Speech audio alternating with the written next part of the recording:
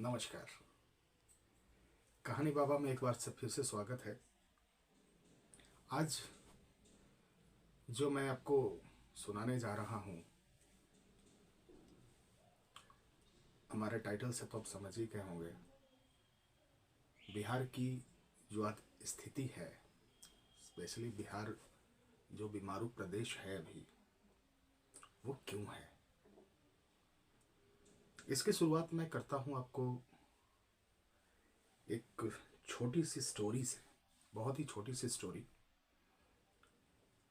इससे पहले कि मैं स्टोरी शुरू करूँ, आप लोगों से अनुरोध है, कृपया मेरे चैनल को सब्सक्राइब करें। यह हमें मोटिवेट करता है नए वीडियोस बनाने के लिए। So please subscribe my channel. एक गया जिला है बिहार में। इस जिले में एक गांव है पटवा टोली। ये पटवा टोली गांव जो है, हिंदू बुनकर जो होते हैं उनका गांव है ये। आज से कुछ साल पहले, करीब 15-20 साल पहले, इस पटवा टोली को कोई जानता नहीं था। इस पटवा टोली गांव के बारे में सिर्फ प्रसिद्ध था, वो गमछा बनाते हैं, जो एक बहुत ही हमारे बिहार का प्रचलित ही गमछा जो देख रहे हैं, बहुत ही प्रचलित है बिहार में गमछा। तो इसका बहुत उद्योग था, लेकिन उपेक्षा के कारण ये उद्योग भी बहुत बढ़िया नहीं चल रहा था, क्योंकि एक तो नए लड़कों ने गमछे का इस्तेमाल भी बहुत कम कर दिया है, जबकि हमारे बिहार की शान है ये गमछा। अब कहीं भी देखेंगे सभी नेता गमछा लेकर ही निकलते हैं। उस पटवा टोली से इंसान निकला एक जितेंद्र कुमार नाम का, बुनकरों का बच्चा, बुनकरों के बीच से। जब वो आईआईटी पहुंचा, मैं इसलिए कह रहा हूं कि इज कंप्यूटर आईआईटी पहुंचा जब वो आदमी, और उसने देखा दुनिया की लाइफ को, तो उसे समझ में आया कि जिंदगी है क्या। हम जिस बस्ती में रह रहे थे, वहां पर तो जिंदगी का ज भी शुरू नहीं होता, लाइफ का एल भी शुरू नहीं होता। तब उन्होंने वहां से आकर, जब भी उनका सेमेस्टर खत्म होता था, छुट्टियां मिलती थी, वो आते थे अपने गांव, और गांव में बैठ करके लोगों को पढ़ाना शुरू किया। धीरे धीरे मेहनत उनकी रंग लाई, और आज पटवा टोली को लोग आईआईटी हब के नाम से जानते हैं। पटवा टोली में हर एक साल लड़के उस गांव से निकलते हैं, और जो भी निकलता है आईआईटी के लिए, वो उस गांव की सेवा के लिए तत्पर रहता है। तो मैं इस बीमारू प्रदेश में आईआईटी की बात कर रहा हूं, एक डेवलपमेंट की बात कर रहा हूं, और लिख रहा हूं कि बिहार एक बीमारू प्रदेश क्यों है। तो इसके पीछे रीजन है, क्योंकि ये जो आईआईटी बनने की कहानी है, इसमें सरकार का कोई रोल नहीं है। ये जो पटवा टोली गांव की जो कहानी है, ये वहां के लोगों की, वहां के जरूरतमंद लोगों की, जिन्होंने अपने आप को डेवलप किया, वो कहानी है ये।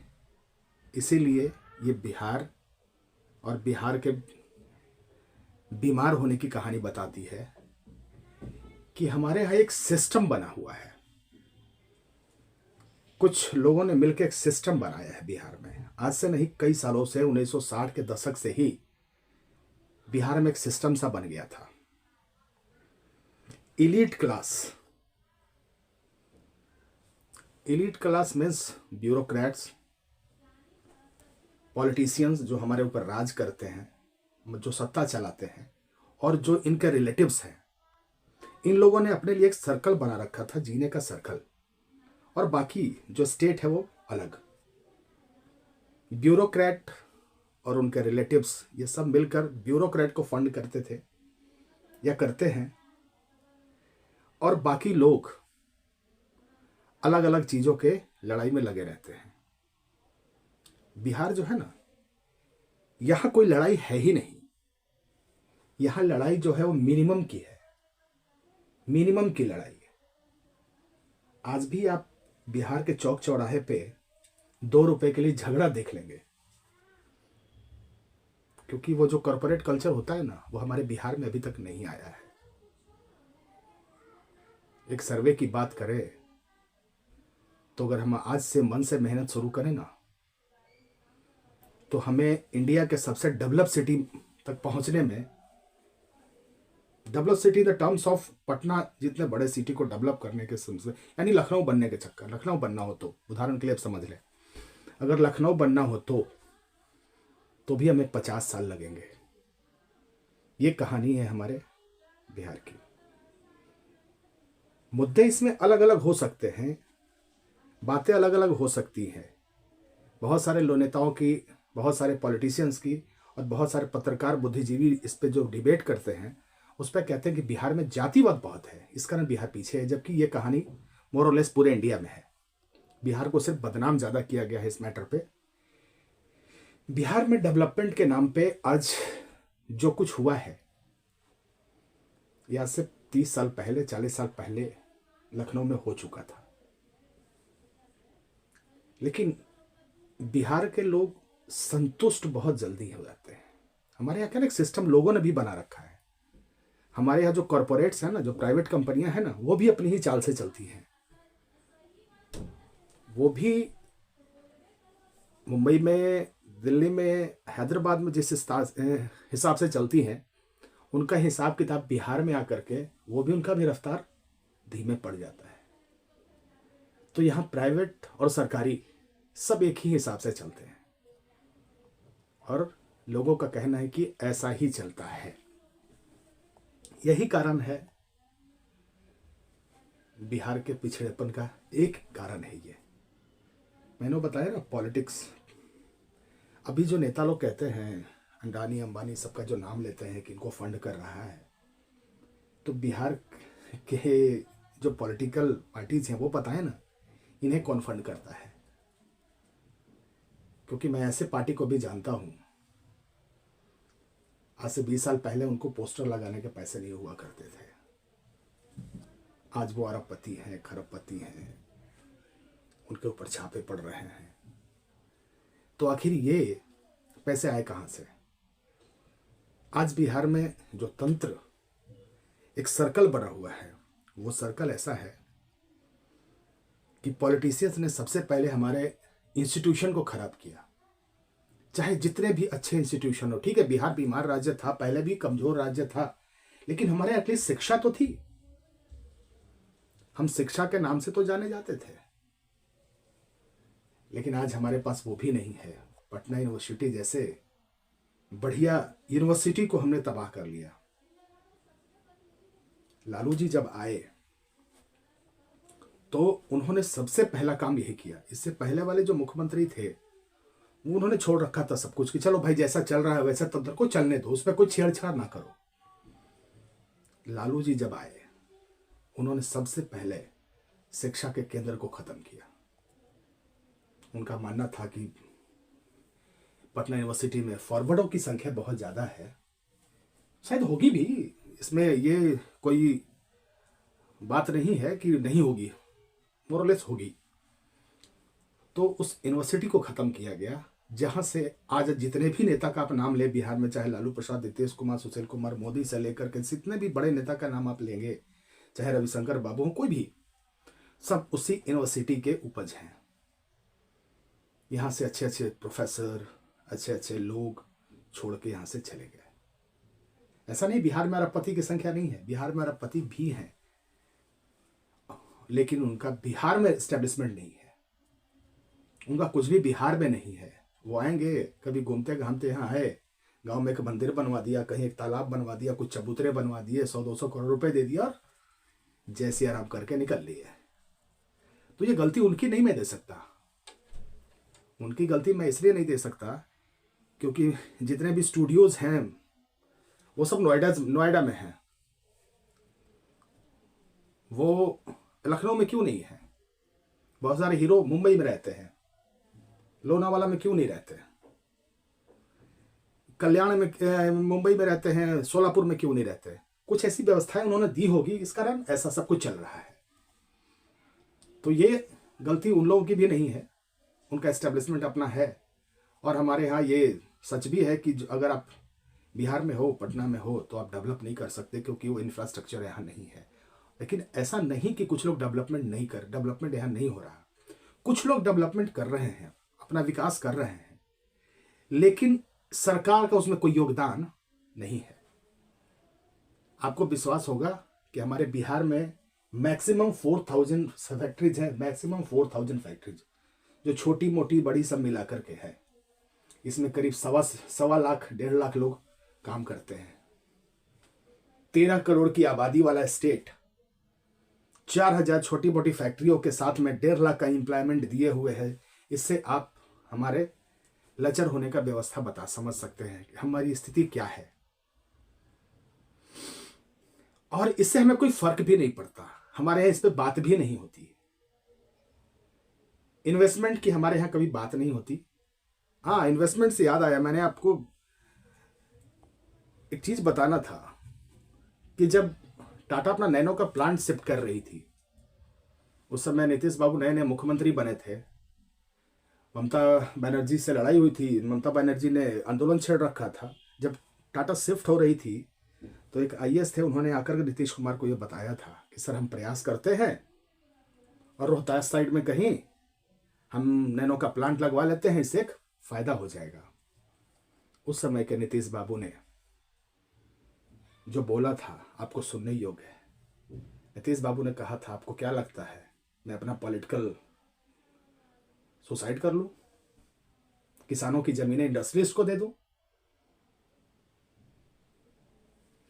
तो आप सोच सकते हैं कि उस समय पहली बार नीतीश कुमार का जो सीएम बने थे, उस समय से लेकर आज तक मैंने नहीं देखा नीतीश कुमार का कभी झुकाव कि किसी इंडस्ट्रिस्ट के साथ बैठ करके उन्होंने इन्वेस्टमेंट लाने का प्लान किया हो। ये बिहार को बीमारू बनाने के लिए बहुत काफी था। हाँ, नीतीश कुमार ने काम भी अच्छे किए 2005 से 2010 के बीच में। मैं यहां से, मेरा गांव पटना से 40 किलोमीटर दूर पड़ता था। 40 किलोमीटर जाने में मुझे 4 घंटे लगते थे, 3.5 घंटे लगते थे। आज नीतीश कुमार ने बता दिया, आज 45 मिनट में पहुंच जाता हूं मैं। रोशनी आई, इलेक्ट्रिसिटी आई। इससे पहले तो ना तो इलेक्ट्रिसिटी थी, तो इंडस्ट्री की तो बात ही सोचना बेकार है। लेकिन उसके बावजूद भी अभी तक कभी भी हमारे यहां इंडस्ट्रियलिस्ट नहीं आए। इन्वेस्टमेंट, एक छोटा सा कभी मीटिंग मैंने सुनी थी कि वो वाइब्रेंट गुजरात के तर्ज पे ये बिहार में भी इन्वेस्टर मीट हुआ था, लेकिन उससे कोई फायदा नहीं हुआ है बिहार को।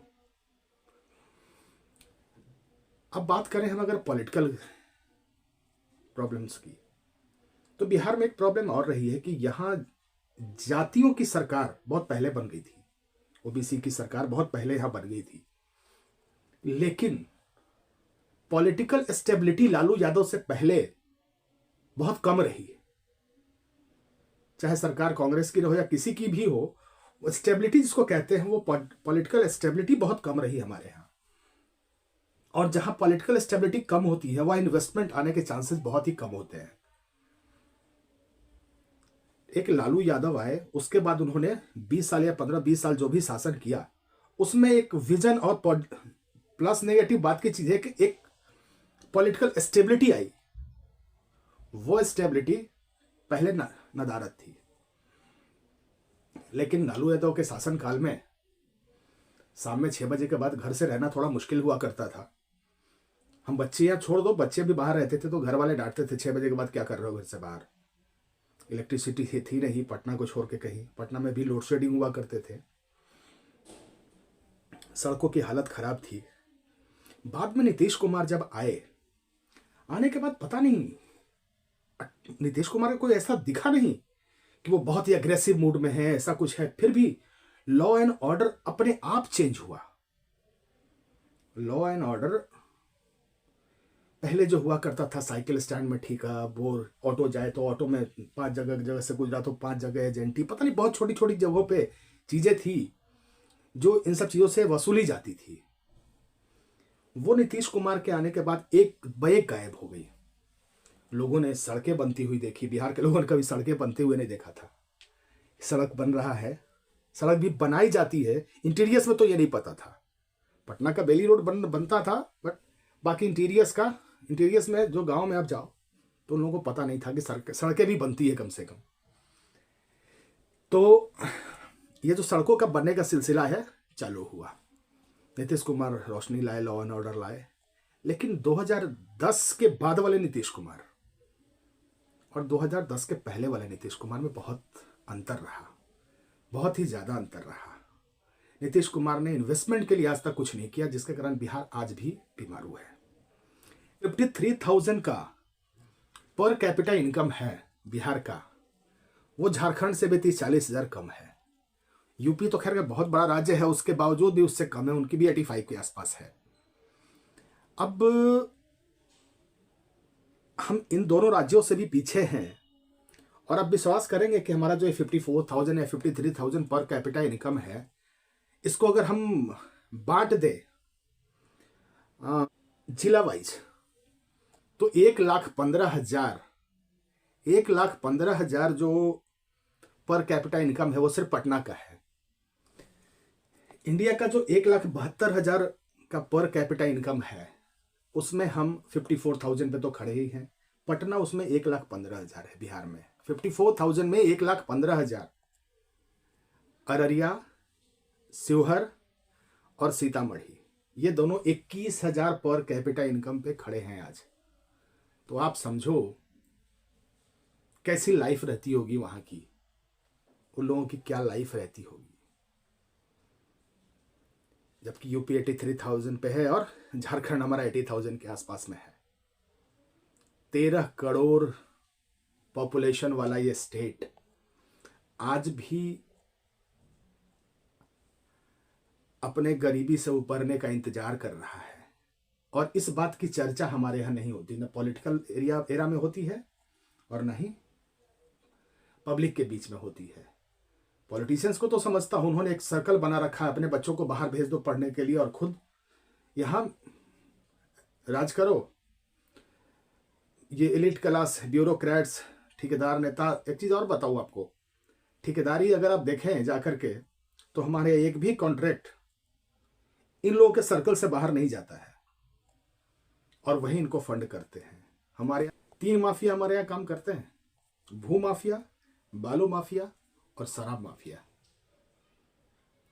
आपने अपने पुलिस डिपार्टमेंट को भी लगा रखा है शराब रोकने के लिए। हमारे यहाँ कहते हैं दारू कहाँ मिलेगी, तो लोग हंस के कहते हैं मजाक में, थाने में मिलेगी। ये तो कहानी है हमारे बिहार की। अब बिहार के किसी भी बॉर्डर से आप आओ, आपको गाड़ियों की लाइन लंबी मिलेगी। क्यों? क्योंकि दारू की जांच हो रही है। जिस पुलिस को लॉ एंड ऑर्डर पे रहना चाहिए था, वो पुलिस आज दारू की जांच कर रही है। उसके बावजूद भी हमारे पास लिस्ट है बहुत बड़ी, जहरीली शराब पी करके कितने लोग मरे। ये आज के दौर की कहानी है। पुराने दौर की कहानी भी मैंने आपको बताई कि सारे सीएम चूंकि स्टेबल भी नहीं थे, इन्वेस्टमेंट नहीं ला पाए। बिहार में एक चीज हुई है और वो ये कि पहले वाले सीएम ने इंटरफेयर नहीं किया किसी को, लालू यादव तक। लालू यादव ने अपने इंटरफेरेंस को बढ़ाया। उन्होंने यहाँ के संसाधनों का दुरुपयोग किया, उन्होंने यहाँ के इंस्टीट्यूशन खत्म कर दिए। हम कम से कम, ठीक हम गरीब थे, हुआ करते थे, लेकिन हमारी आवाज अच्छी थी, हमारा आवाज, पढ़ाई हमारी अच्छी थी, शिक्षा हमारी अच्छी थी। बिहार शिक्षा का केंद्र हुआ करता था। उसके बाद वो शिक्षा में भी हम पिछड़ गए। एक रीजन और है हमारे यहाँ, और वो है सोशल रीजन। सोशल रीजन में जो हायरकी है ना, वो हायरकी हमारे यहाँ क्लास रीजन पे भारी पड़ जाती है। मैं आपको उदाहरण देकर समझाता हूं। एक लड़का अगर बिहार से जाता है दिल्ली में या गुजरात में काम करने के लिए, वहां वो रहता भले ही गरीबी में है, वो झोपड़ी में रह लेता है, वो अपने मालिकों से गाली सुन लेता है, लेकिन वहां उसको सोसाइटी का वो कुछ झेलना नहीं पड़ता। सोसाइटी की हायरकी नहीं झेलनी पड़ती कि किसी ने कुछ कह दिया तो वहां कह दिया, कोई देखने पहचानने वाला तो है नहीं, ना उसके माँ बाप है, कोई नहीं है, तो वो पसंद करता है हायरकी में सोशल हायरकी नहीं पसंद करके वो हायरकी पसंद करता है क्लास हायरकी। अपना 2-4 दिन छुट्टी लिया, मस्ती किया, घूमा फिरा, गांव में आया तो बहुत अच्छी तरह से आया, भले उसके 2 महीने की सैलरी खत्म हो जाए, लेकिन वो सब कुछ लेकर के प्लेन से फ्लाइट से आएगा, लोगों को बताएगा मैं अच्छे ढंग से रह रहा हूँ। यहाँ प्रॉब्लम दूसरी है। यहाँ वही काम, ऐसा नहीं कि बिहार में कंस्ट्रक्शन का लेबर की जरूरत यहाँ नहीं है, ऑटो नहीं है, ऑटो चलाने वाले की दिक्कत है, लेकिन वही फिर सोसाइटी का जो प्रेशर है वो क्लास हायरकी पे भारी पड़ जाता है।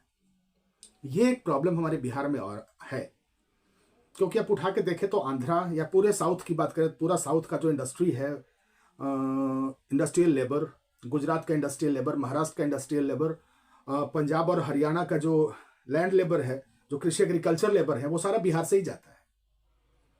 ये बिहार से ही जाते हैं सभी। वो यहाँ भी अवेलेबल है, ऐसा नहीं कि कंस्ट्रक्शन का काम बिहार में नहीं हो रहा है, बिहार में भी हो रहा है, ऑटो चलाने की सुविधा यहाँ भी है, लेकिन वो यहाँ नहीं करना चाहते। वहाँ थोड़े कंप्रोमाइज्ड वे में भी करेंगे, गालियां भी खा लेंगे, लेकिन करेंगे वही। इसमें दोष मैं अपने समाज को नहीं दे सकता, यहाँ के लोगों को मैंने एक बार भी नहीं कहा कि यहाँ के लोग दोषी हैं। लोग अपने अपने तरफ से मेहनत कर रहे हैं, अपने तरफ से अच्छे ऊपर आने की कोशिश कर रहे हैं। सरकार का उसमें कोई सहयोग नहीं है, कोई इंटरफेरेंस नहीं है। बहुत जगह इंटरफेरेंस ही नहीं है। जो कर पा रहे हैं वो कर पा रहे हैं, जो नहीं कर पा रहे हैं वो नहीं कर पा रहे हैं। ऐसा नहीं कि एंटरप्रेन्योर नहीं है, यहाँ एंटरप्रेन्योर भी है, लेकिन वो जो चीजें हैं ना, वो यहाँ तक पहुंचने में सरकार की जो मदद चाहिए वो यहाँ नहीं मिलती। हम 2 रुपए के लिए 2 घंटे लड़ाई कर लेते हैं। हम ये नहीं सोचते कि वो 2 रुपए कमाने, चलो 2 रुपए लो, जाओ यार मैं ये काम कर लेता हूं, ज्यादा इंपॉर्टेंट काम है। वो इसलिए होता है ना कि वो 2 रुपए बच गए, क्योंकि हमारी लड़ाई ही मिनिमम की है। हम किसी तरह मिनिमम, जो न्यूनतम कहते हैं ना, न्यूनतम की लड़ाई, वो हम कर रहे हैं। आई होप कभी तो कोई ऐसी सरकार आएगी जो हमारे, और हाँ एक चीज और बता दूं, बीजेपी को तो मैं भूल ही गया, यहां पर बीजेपी और आरएसएस, ये भी मैंने कहा था ना, ये बिहार है, यहाँ ये अपनी चाल होती है सबकी, तो यहां भी उनकी भी चाल वैसी ही है, थोड़ा अदर पार्टियों से अलग है, लेकिन है वैसी ही।